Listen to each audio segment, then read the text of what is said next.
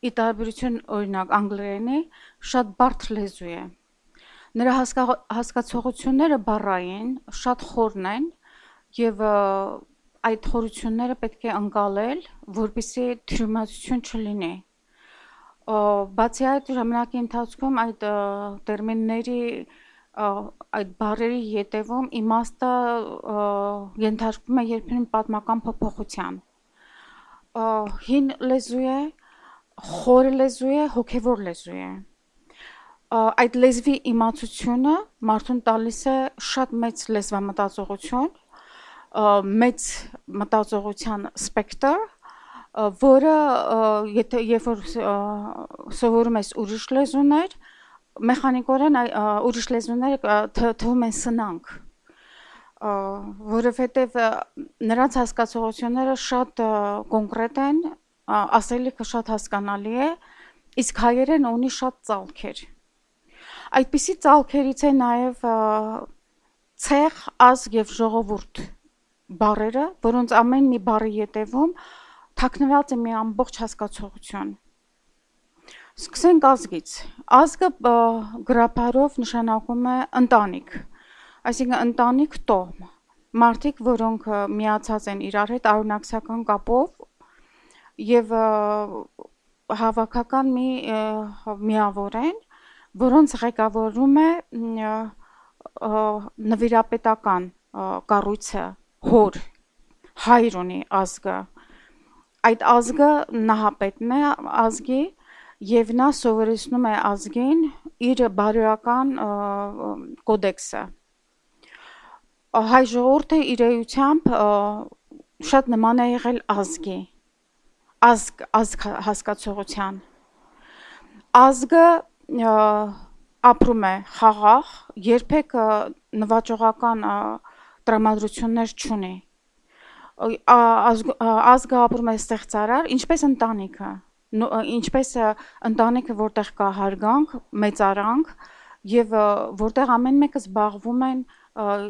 իրենց հասանելի գործով։ Ժողովուրդը սակայն դա արդեն շատ լայն հասկացողություն է, երբ որ ազգը այնքան է վերաճում, ծավալվում նաև բարոյական արժեքներով, որ նա սկսում է ընկալել, ասիմիլացնելը սխալ բառ է, այս դեպքում ժողովուրդը պարզապես ներփակում է իր մեջ, նաև նրանց, որոնք իրենց ազգից չեն, կոնկրետ իրենց ընտանիքից սերված չեն։ Նա այլ ընտանիքներին է բերում իր ընտանիք։ Ինչու՞, որովհետև ժողովուրդը ունի հոգևորություն, մշակույթ եւ որպես կանոն ժողովուրդները առաջ եկան քրիստոնեության ընդունումից հետո,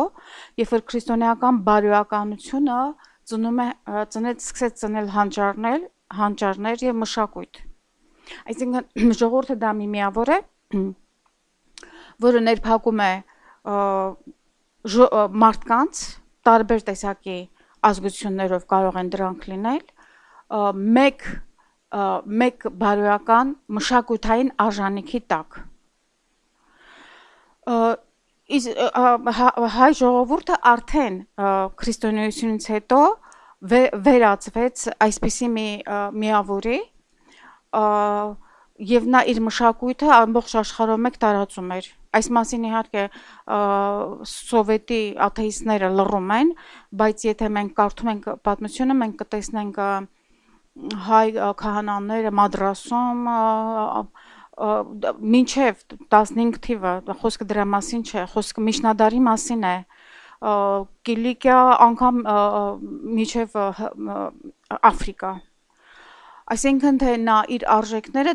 տարածում էր եւ ինքը մեծ հավակնություն ուներ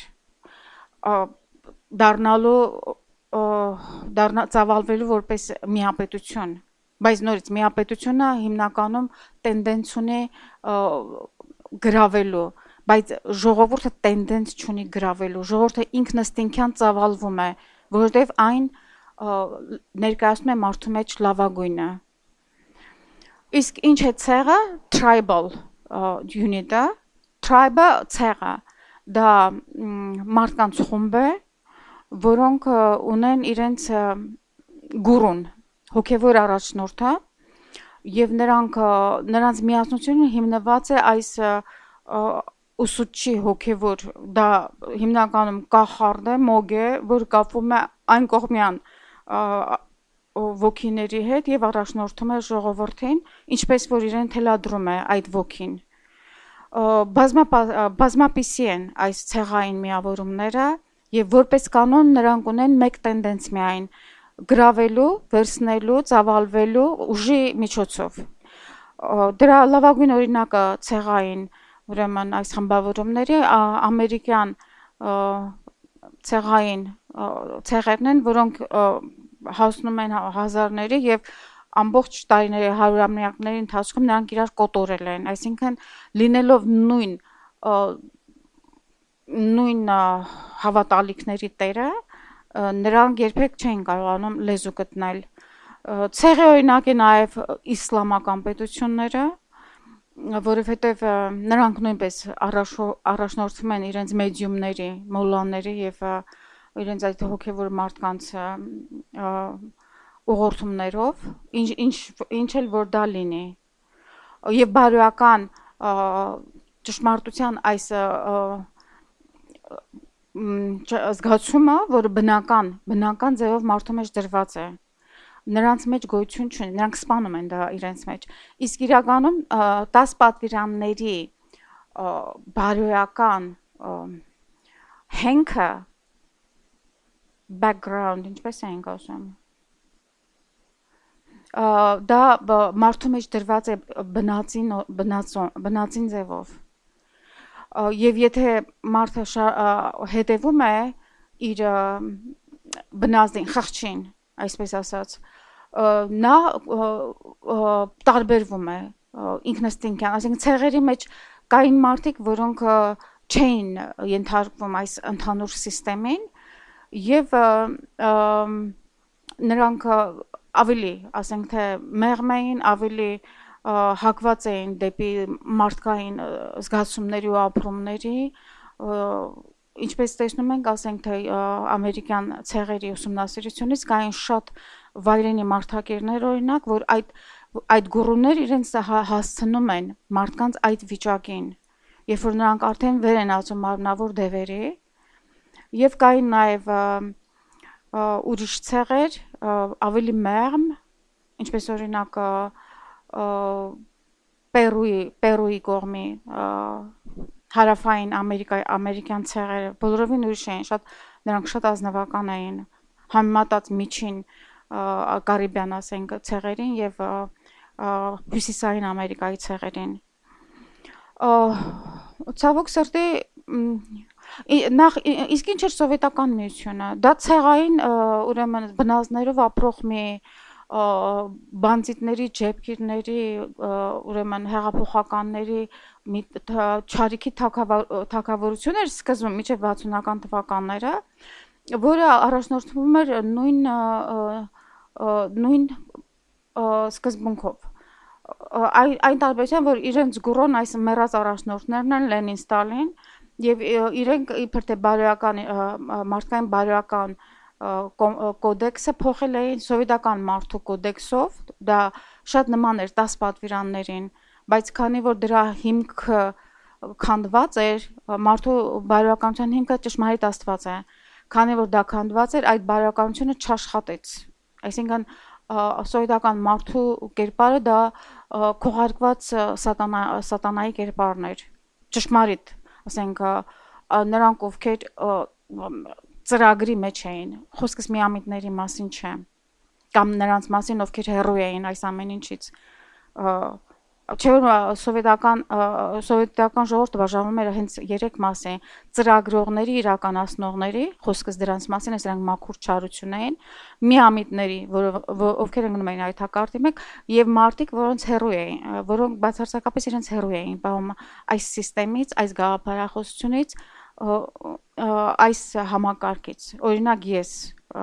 Սովետում հենց այդպես եմ ապրել, իմանալով բոլոր ճանապարհները, կարիերա անելու եւ այլն, ես գերադասում եմ ամենացածր աշխատանքները ստվերի տակ մնալը միայն թե որպեսզի իմ հոգին լինի իմը, ոչ թե կոմպրոմիսի գնար։ Ինձ նման շատ մարդիկ կային,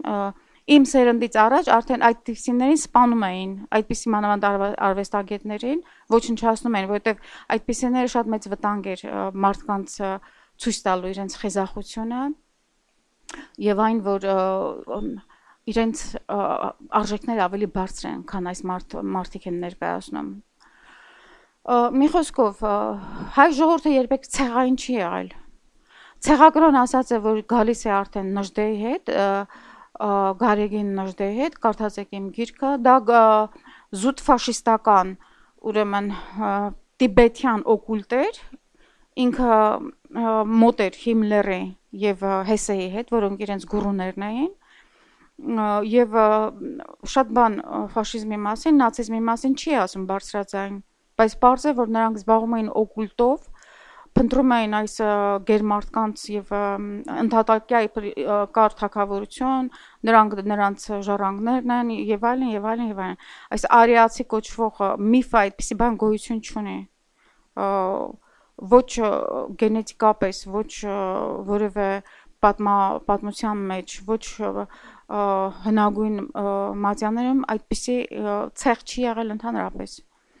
Կամ սկզբնական ցեղեր, որոնք նույնից առաջ եկան Կովկասում եւ ամբողջ մարդկության պատմությունը սկսում է հենց այդտեղից, Կովկասից եւ Նոյի 3 տղաներից։ Ըստ Հովսեփիուս Փլավիանոսի, օրինակ հայերը սեմի ժառանգորդներն են, ոչ թե հաբեթի։ Հաբեթի ժառանգորդները ասիացիներ էին հիմնականում։ Բայց Խորենացին մեզ բերում է հայկից, իսկ հայկի սերունդը իսկապես որ բաբելոնյան սերունդ էր եւ հաբեթից էր գալիս։ Բայց ինչպես հասկանում ենք, ուրեմն մեր հայկական բարձրավանդակում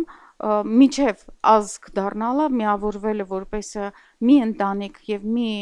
բարոյականություն, նրանք ցեղային վիճակների մեջ եղել են եւ նրանք չեն եղել իմ ասած այդ մարդակեր տարբերակումների մեջ, ինչպես օրինակ սկյուտներն էին, ինչպես օրինակ քանանացիներն էին, ինչպես այդ մասին գրված է եւ բարձ է գրված ամաղեքները օրինակ,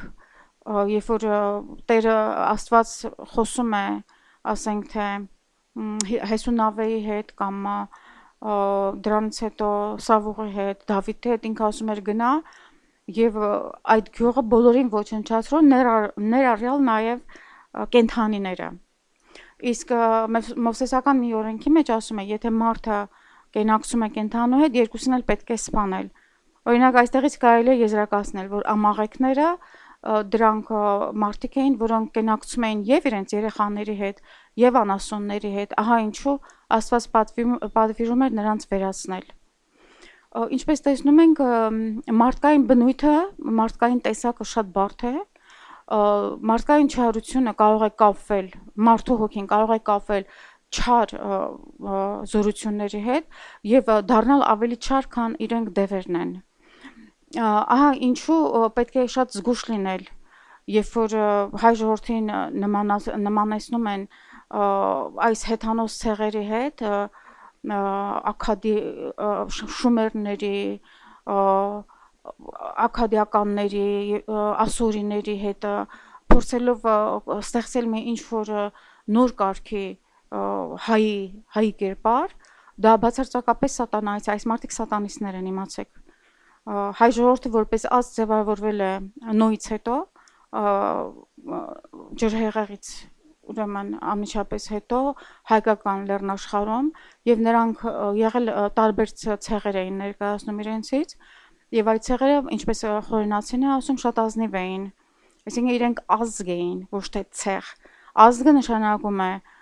հայրը հոգում է իր ժողովրդի համար, իրենք չունեին գուրուներ,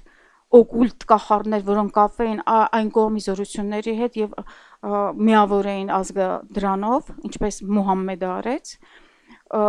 իրենք ապրում էին խաղաղ ստեղծագործող կյանքով։ Սա է այդ փաստը, որը ներկայացնում է խորենացին շատ պարզ։ Ամեն տողի մեջ իր ասածը ճշմարտություն է։ Վահագնի մասին մենք Վահագն ասվածություն չենք ունեցել ոչ մի տեղ, ուրեմն Ստրաբոն է գրել հայ հեթանոսության մասին, խորենացին է գնում, Ագաթանգեղոսն է գրում, Վահագն ասվածության պաշտպանում այդպիսի բան չկա։ Վահագնի մասին այդ հեթանոս երգը ընդհանրապես դա այդ ցեղային այդ ազգային այդ միավորն էր, որը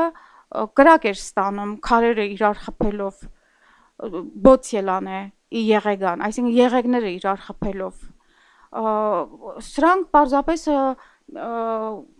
ֆոլկլոր էր, ազգային երաժշտություն, երգեր, ուրիշ ոչինչ։ Հայ ազգը ինքը ոչ մի կուրք չի ունեցել։ Այդ կուրքերը եկան պարսկական, ուրեմն զրադաշտական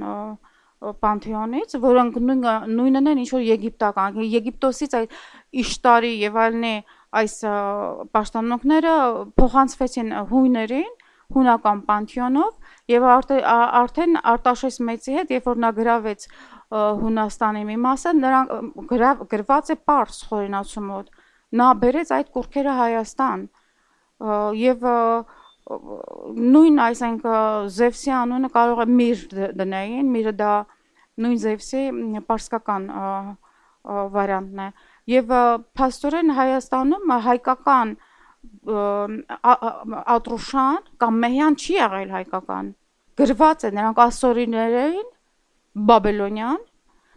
պարսիկներ էին կամ հույներ էին։ Մինչև քրիստոնեությունը մենք չենք ունեցել ոչ մի պաշտամունք, բացի թե այդ քուրմերը, որոնք հրավիրվում էին դրսից եւ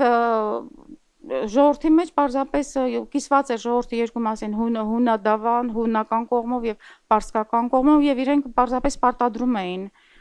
այս իրենց հավատալիքները, բայց հայ ազգը, որը այդ ժամանակ ազգ էր, ցավոք սրտի մենք չունենք ոչ մի սեպագիր կամ գրավոր ինչ որ վկայություն, որը ցույց տար այդ մինչ քրիստոնեական շրջանի կուլտուրան, մշակույթը ինչպիսին էր փաստերով։ Իսկ ինչ վերաբերում է, որ Տրթատ մեծը հրամայում էր Գրիգոր Լուսավորչի հետ վառել այդ մեհյանների ձեռագրերը, դրանք հենց մեհյանները իրենց, դրանք ոչինչ էին, դրանք ընդամենը կամ Ատրուշաններ էին կրակի պաշտելու համար, կամ էլ ուրեմն թե այդ թուղթուգիր հմայիլներ էին, սատանայական այդ գրություններ էին, ոչ մի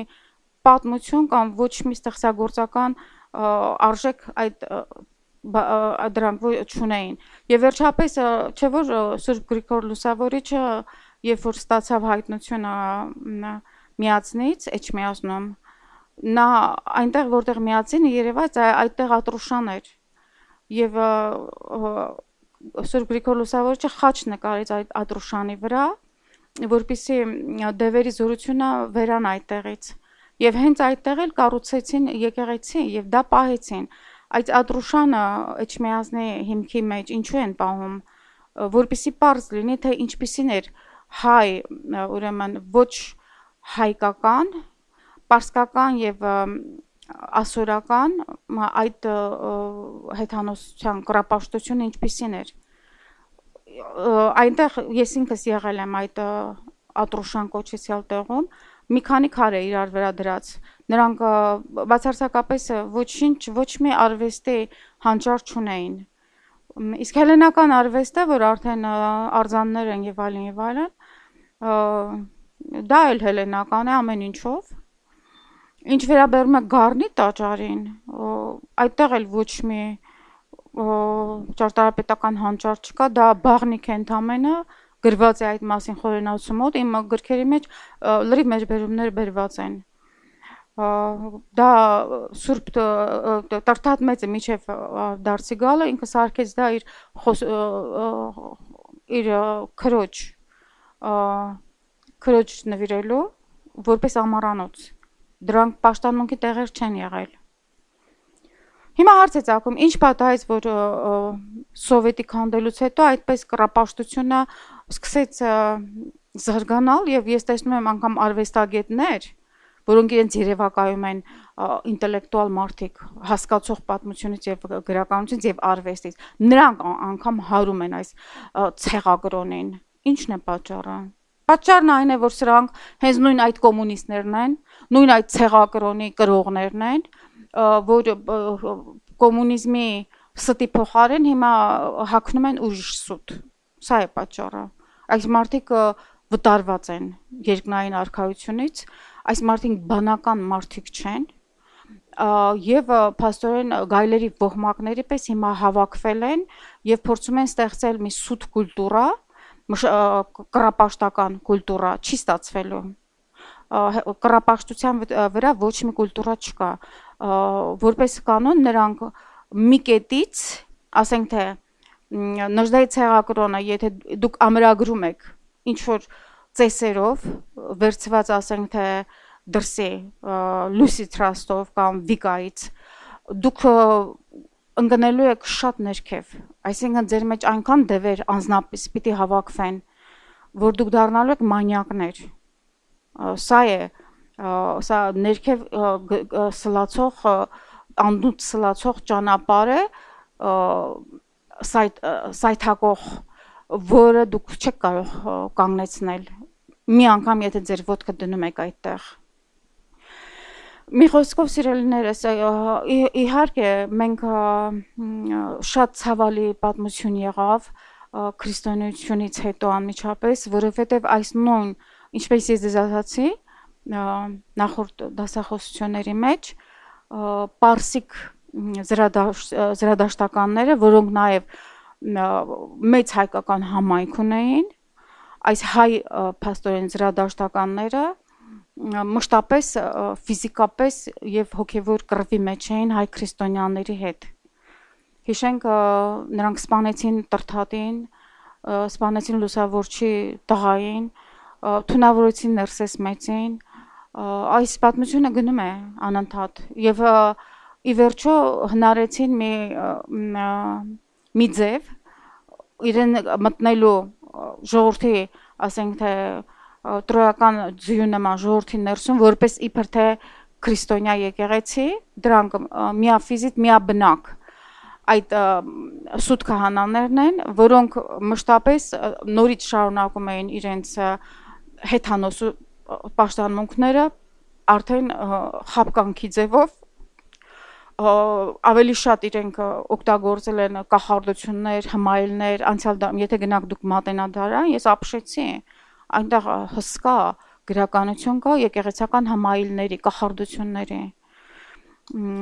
որոնք հիմնականում արդեն ուշ դարերում գալիս էին քրդերից, եզդիներից,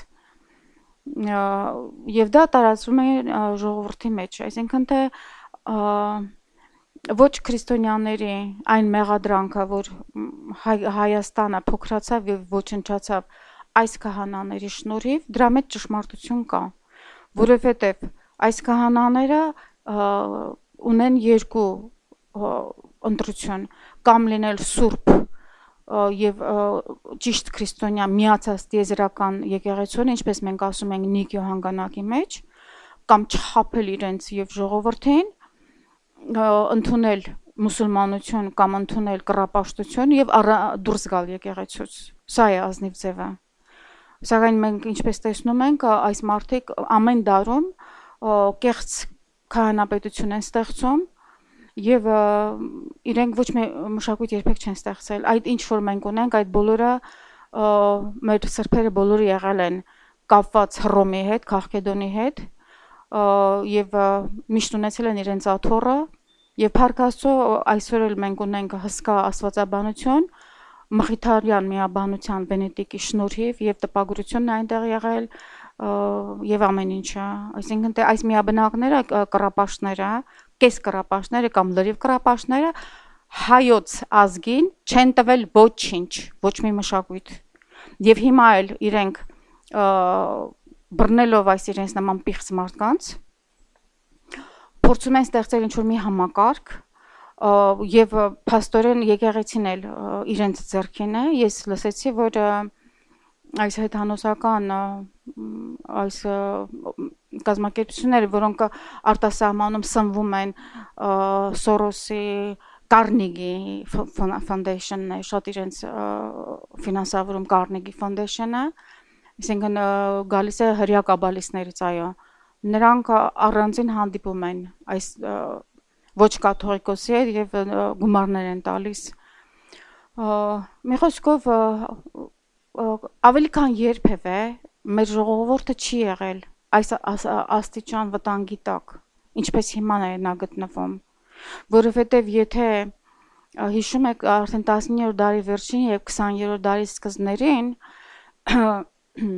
շատ բողոքական միսիոներներ եկան Արևմտյան Հայաստան, իրենց բողոքականությունը ծաղկում էր, ինստիտուտներ ունեին, դպրոցներ ունեին եւ նաեւ ես հիշում եմ, որ մի շատ ծեր վարդապետ էր ինձ ասում, երբ որ ես Հայաստանում էի, որ հայ շատ քահանաներ գնում էին մոլլաների հետ, մուսուլմանների հետ միասին աղոթք անելու, այսինքն թե այդ տենդենսը ոչ միայն իրենք մոնոֆիզիտ էին, այլև իրենք միացյալ էին մուսուլմանական այդ բարբարոս կրոնի հեթանոսության հետ եւ չմոռանանք, որ այո, չէ որ կար հայերի մասը, որոնք խաչակրացների հետ միացան եւ ստեղծվեց Կիլիկիան եւ վերջապես կար 14-րդ դարում այդ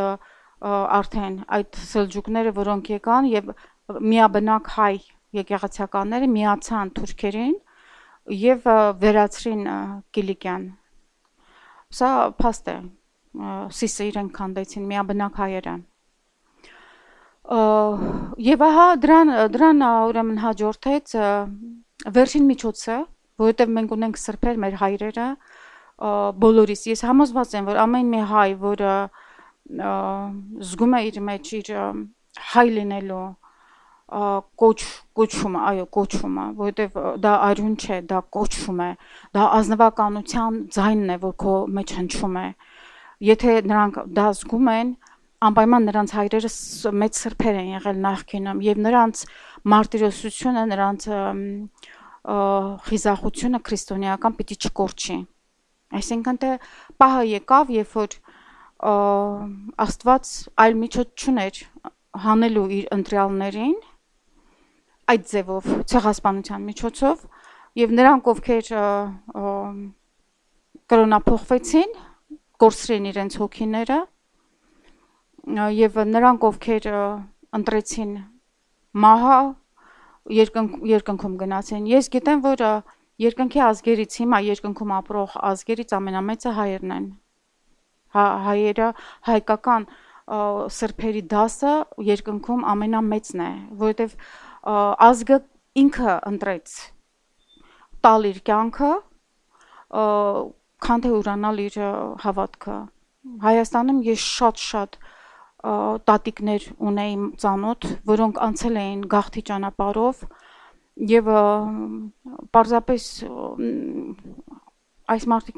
հերոսներ էին, իրենք անգամ եթե չէին մարտիրոսվել, իրենք անարյուն մարտիրոսներ էին եւ իրենց հավատքը այնքան հզոր էր։ Մի խոսքով ես միայն հպարտանում եմ հայկական հայ քրիստոնյայի մեծությամբ եւ ասեմ, որ ժամանակի ուրեմն ապրողների համար նրանք ովքեր ականատես էին լինում այս պատմություններին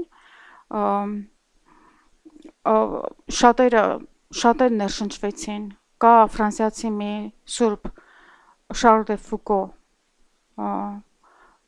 որը տեսնելով հայոց ցեղասպանություն ինքը գնաց Մարոկոյում մարտիրոսվելու։ Կան գրքեր կան հրատարակված, ես ուղղակի զարմանում եմ, ոչ հայերեն եք թարգմանում, այդ մամուլից հանված բոլոր այդ պատմությունները հերոսական կա անգլերեն, բայց չի թարգմանվում, դա ժողովրդին չի ներկայացվում։ Սա հատուկ ծրագիր է, գիտեք, նույնը կատարվում է եւ դրսում, Եվրոպայում, ԱՄՆ-ում, հեղինակազրկելու, ցեղ շպրտելու, սևացնելու քրիստոնեությունը եւ քրիստոնյաներին, եւ նրանք դիտմամբ պահում են այս գաղտնիքները, այս հերոսական պատմությունները։ Ինչու՞, որովհետեւ մարդու կյանքը ոչինչ չարժե, այս մեր հերոսները ապրել են երկնքի համար, իրենք երբեք ապրելու համար, իրենց կյանքը երկարաձգելու համար չէին զոհաբերի իրենց երկնքի փառքը։ Այս հասկացողությունը հիմա չկա ոչ մեկի մեջ, ցավոք սրտի։ Մարտիրոսական հոգին, որ կար մեր ազգի մեջ եւ Աստված անընդհատ այդ պահել է կենթանի, փաստորեն մահացավ, ոչ անգամ Ղարաբաղի Արցախի ազատագրական պայքարի մեջ այդ տղաները, ես հիշում եմ իրենց ես շատերին էի հանդիպում եւ բոլորը ունեին այդ մարտիրոսական հոգին խիզախության։ Իսկ դրանից հետո հիմա արդեն այս 25 տարում ամեն ինչը իրենք սինթեզեցին, մաքրեցին, ուրեմն սարքեցին անհոգևոր, խեղված, այլասերված մի գաղափարախոսություն եւ պարզ է, որ Սերժ Սարգսյանի նկարները պետք է կախվեն հասարակական վայրերում, երևի թե այս գաղափարախոսությունների մեջ գոնե նա զենք է վերցրել իր ձեռքը եւ երևի թե դրանց մեջ լավագույնը իր նկարով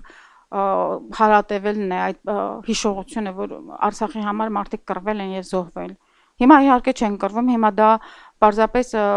սպանդանոց է, որ օգտագործում է եւ Ալիևը եւ Սարգսյանի այս ապարատը, որպեսզի իրենք ապահով վայելեն թիկունքում։ Հակառակ դեպքում այս պատերազմը չէր լինի։ Ես չեմ մեղադրում իրենց, նորից եմ ասում, ես մեղադրում եմ այս մտավորականներին, որոնք շեղված են, հոգեկան հիվանդ են իրենք կոմունիզմից, ուրեմն կոմունիստական իրենց նախնիները երևի այնքան ոչրագործներ են, որ իրենք չկարողացան թոթափել իրենց վրայից այդ խարազան անեծքի, որովհետև Աստված անաֆեմա է դնում այն մարդկանց վրա, ովքեր մինչև վերջ մնում են կարծրացած իրենց մեղքերի մեջ, իրենց կռապաշտությունների մեջ եւ այդ անեծքը սերնդաբար փոխանցվում է, սերնդային անեծք է կոչվում դա։ Շատ ցավում եմ, որ այս մարդիկ իրենց չազատվեցին սերնդային անեծքից եւ դա պիտի փոխանցվի նաեւ իրենց երեխաներին։ Ինչ միջոցով սրանք պետք է զարթնեն ու չխեղաթյուրեն հայ ժողովրդի կերպարը։ Ես կարծում եմ առաջիկա տարիներին դա հնարավոր չէ, որովհետև նորից եմ ասում, իրենք ֆինանսավորվում են դրսից, Սորոսներից եւ Կարնեգի ֆոնդերից եւ հայ գեն ասել ֆաշիզմը, նեոհեթանոսությունը, նեոկռապաշտությունը տարածելը դա հիմիկվա այս նոր աշխարհի շարժում է եւ հենց կազմակերպված է հրեա մասոններից ու դրա նպատակն է, որպեսզի ազգը որպես ժողովուրդ չկազմավորվի եւ մեծանա, այլ եթե միջին տեղում է ազգը, նա կարող է զարգանալ կամ ժողովուրդ եւ իր կուլտուրայով գրավել բոլորին, եթե կամ իջնել ներքև դեպի ցեղական բնազդները։ Հիմա հայ ազգի համար դա են պլանավորել, իջեցնել նրան դեպի ցեղերի մակարդակը, իսկ ինչպես ասացի, դա վայրընթաց ճանապարհ է, մեկ որ ոտքը դրեցիր, սահելու ես միջև ներքև։ Այսինքն դևերին կուրք տալը աստիճանական իջնում է միջև եղբայրասպանություն, մարդասպանություն, մարդակերություն, տարբեր տեսակի մանյաներ, ինչպես որից հետո վրա է հասնում արդեն միայն մեկ լուծում, այդպիսի ցեղերին ոչնչացնել։ Մի խոսքով, սիրելի հայ ժողովրդի ընտրյալներ, մենք ժողովուրդ ենք, մենք ունենք հսկա մշակույթ, որքան էլ մեզ թաղել են, մենք հառնել ենք ի Քրիստոս եւ երբեք չնահանջեք ձեր սրբությունից։ Քրիստոսին ընդունելու, հասկանալու միակ երաշխիքն է սուրբ ապրելը։ Նա ով որ չի ընդունում եկեղեցուն եւ խոնարհ չի ընդունում Քրիստոս եւ խոնարհ չէ եկեղեցուն, հենց դա նշան է, որ նա իր մեջ շատ պղծություններ ունի։ Այսպիսի մարդիկ վաղ թե ուշ, եթե ոչ այս տարի, եթե ոչ մյուս տարի, եթե ոչ ավելի հետո պետք է ընկնեն եւ շատ խայտառակ ձևով ընկնեն։ Մենք գիտակից մեր հասարակությունը պետք է ինքնակրթի, ցույց տա կռապաշտություն կամ ավելի սարսափելի դրա տեսակը աթեիզմ, վերադառնա մեր արմատներին, պահանջի ուրեմն թարգմանություններ հենց Սուրբ Գրիգոր Լուսավորչի հաճախապատումը կա այնտեղ, Սուրբ Պարթևի կանոնագիրքը կա, Բարսեղ Կեսարացու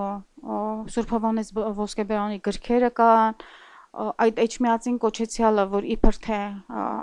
հոգևորականներ են, պիտի զբաղվեն միայն սրանով, թարգմանեն եւ հրատարակեն այս գրքերը, որ չեն անում։ Եվ դա արվում է դիտմամբ, դիտավորյալ։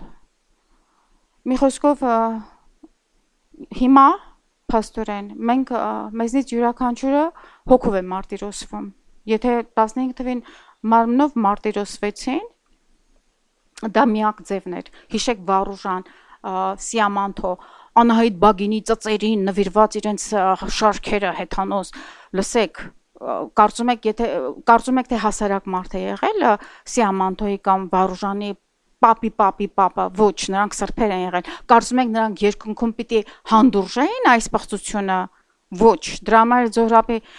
Սիամանթոյի նմաններին քարով գլուխները ջարդեցին, ամենասարսափելի ձևով ավարտեցին իրենց կյանքը, որովհետև այդ ոչ թե Աստծո վրեժներ նրանց վրա, այլ իրենց հայրերի վրեժներ նրանց վրա։ Իրենց հայրերը իրենց կյանքը չնվիրեցին, տարբեր տեսակի խաչի ճանապարհներով անցնելով, ստեղծելով այս հսկա մշակույթը, որպիսի այդպիսի դավաճան ժառանգներ տային։ Նույնը կրկնվում է այսօր։ Այսօր այս կռապաշտները, հեթանոս ցեղագրոնները եւ չգիտեմ ովքեր մարտիրոսում են մեզ, ինձ մարտիրոսել են կոմունիստական հասարակության մեջ, ես մնացից թվերի մեջ, ես բոլորն էլ գիտեին իմ տաղանդը, բոլորն էլ մտածում էին ինչպես անեն, որ թաղեն ինձ խորը, որ չհասնի ժողովրդին, միջև հիմա էլ անում են, միջև հիմա էլ այդ վիճակն է, նույն կոմունիստները հիմա արդեն ինչու, որովհետև մեր համեմատությամբ են իրենք երևում սնանք, իրենք երևում տկլոր, գարշելի, իրենք ամբողջ խայտառակությունը երևում է մեր կողքին, երբ որ մենք կանգնում ենք, ցույց ենք տալիս ճշմարտությունը։ Ցավոք սրտի այդ նույն քուրմերը պղծության, ստի, դիվական հիմա ասպարեզ ունեն եւ քաղաքականության մեջ եւ արվեստի մեջ։ Եվ ես շատ ցավում եմ, անունները չեմ տա, բայց ես շատ ցավով եմ տեսնում, որ իրենց մեջ կան եւ մտածող մարդիկ, որոնց ես շատ հարգում եմ, բայց հիմա այլևս չեմ հարգում, ես զզվում եմ հիմա այդ մարդկանցից։ Չեմ ուզում անունները տալ, որովհետեւ ես հավատում եմ նաեւ, որ այդ մարդիկ ի վերջո կհասկանան ինչքան անկան, որովհետեւ ես գիտեմ, որ իրենք շատ խելոք էին մի ժամանակ։ Մի խոսքով սիրելիներս, շատ ցավալի է, որ հիմա այս նոր տեսակի կոմունիզմի այլ տեսակը, որը կոչվում է ցեղի կրոն, ցեղ, գեն, իսկական հայություն եւ այլն, հիմա սրանք այդ դիվահարված մարդիկ են, որը մարտիրոսում են ամբողջ ազգին, մարտիրոսում են ազգի հերոսներին, մարտիրոսում են ազգի սրբերին եւ 15 թվի ցեղասպանությունը հիմա կատարվում է այս ձևով եւ իհարկե դրանց լավագույն օրինակն է պետական այս ապարատը, նրանք բոլորը կոմունիստ են եւ հիմա ցեղակրոն են, ձեզ ուրիշ ապացույց ինչ է պետք։ Այս մասին շատ ասեցի, այս մասին շատ գրեցի։ Իմ Democide-ը Armenia այդ գիրքը ամբողջ աշխարհով մեկ ես տեսնում եմ PDF ֆայլով ամեն տեղ տարածված է, իրենք չգիտեին ինչ է կատարվում ներսում, որովհետև այդ մասին չեն գրում ոչ մեկը, պարզորեն, որպեսզի ներսը երևա ինչ պատահեց այդ հսկա, չէ որ դուք պետք է հասկանաք, չէ որ ցեղասպանությունից հետո երբ որ մեր հայրերը եւ մայրերը, տատերը գնացին այս ուրիշ երկրներ, այնտեղ էլ նրանք ստեղծեցին հսկա մշակույթ, որքան էլ փորձում են նրանք աղջիկազրկել հայի անունը, արդեն հայ ստեղծագործող մարդու անունը ամբողջ աշխարհով մեկ տարածված էր եւ հիմա սովետի փլուզումից հետո դա զրոյացվում է։ Ինչու՞։ Մարդիկ չէին հասկանում։ Միայն ինձ նման մտավորականները, որ պետք է գրեն եւ ասեն, որ հեյ, այս հիմիկվա այս բանդան եւ մտավորականության այս հրոսակախումբը ոչ մի կապ չունի հայ ազգի հետ։ Հայ մշակույթ առայժմ չկա, բայց ինչպես ասացի, ես այնքան մեծ հույս ունեմ, որ նորից եմ ասում, միայն Աստված չէ, որ ուղղորդում է հայ ժողովրդին, ձեր հայրերը, ձեր հայրերի հայրերը սրբեր են երկնքում, դուք հասկանում եք, մահ չկան, կարող ես դու հասկանալ սովետից մնացած մարդ, հայաստանցի, մահ գոյություն չունի, դու դուրս ես գալիս, քո էությունը դա քո հոգին է, այդ քո հոգին կարող է մարմինից դուրս գալուց հետո կարող է 10 մարմին ձեռք բերել, ավելի հոգեղեն մարմին նյութական, բայց նա անմահ է, պատի միջով կարող է անցնել, կարող է միլիոն տեղ երևալ նույն քո մարմնով, դու չես մահանում, դու չես հասկանում դա, երկրային կյանքը քեզ համար ոչինչ է, դու աշխատիր, որպեսզի դու չմեռնես, այսինքն դու մարմինը չգտնես դագաղի մեջ եւ չկարողանաս դուրս գալ այդ դագաղից, որովհետեւ այնքան ծանր են լինելու մեղքերդ վրա, բոլոր կռապաշտները, այն մարդը, որը կասի Գարեգին Նժդեի ցեղակրոն գնում է դժոխք, իմացեք։ Այն մարդը, որը երդվում է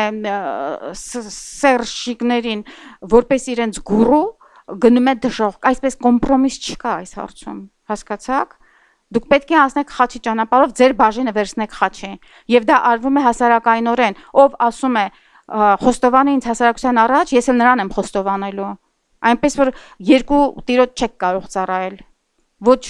քաղաքագետներդ, ոչ արվեստագետ կոչեցյալներդ, արվեստատգետներդ, ոչ պատմաբաններդ ու գիտնականներդ լրիվ սուտ մեդալներով պճնված, ոչ էլ սուտ քահանաներդ, որ անընդհատ պատճառն եք եղել մեր ժողովրդի կենթանի թաղմանը, ձեզ չի հաջողվելու։ Ինձ նմանները աղոթում են, որ Աստված այլ ձև գտնի իմ ազգին փրկելու, դա իմ ազգն է։ Ես եմ անցել խաչի ճանապարհով, ձեզ նմաններից ոտնահարվելով։ Հայաստանում ես ապրել եմ ամենասարսափելի պայմաններում, ունեի այդ պղծության քուր մի ամուսին, որը ինձ պահում էր ամենաստորացված վիճակում, 3.5 տարի, նրանք ինձ խայտարակում էին, ծեծում էին, ամենակեղտոտ բառերն էին ասում, եւ դա իմ ամենաուժեղ տարիներն են եղել, նրանք ինձ համար գոյություն, ամբողջ ազգը իմ դեմ էր, որովհետեւ ես համարձակվել էի բաժանվել այդ մարդուց, չեք կարող մեզ վրա, իմացեք, նրանք ովքեր ինչ ճանաչում են, լսեք, դուք չհամոզվեցիք, որ դուք չեք կարող մեզ վրա, մենք ենք ազգի սրբերը, եւ ինձ նմաններ իմացեք, որ շատ կան, ինձ Աստված հանեց ձեր ճահիճի, ձերից դագաղի միջից, որպեսզի իմ ձայնը լսելի լինի շատերին, բայց շատ մարդիկ կան, ինձ նման ում ձայնը լսելի չէ, ես հավատում եմ նրանց, եւ նա է իմ ազգը, իմ ժողովուրդը, ամեն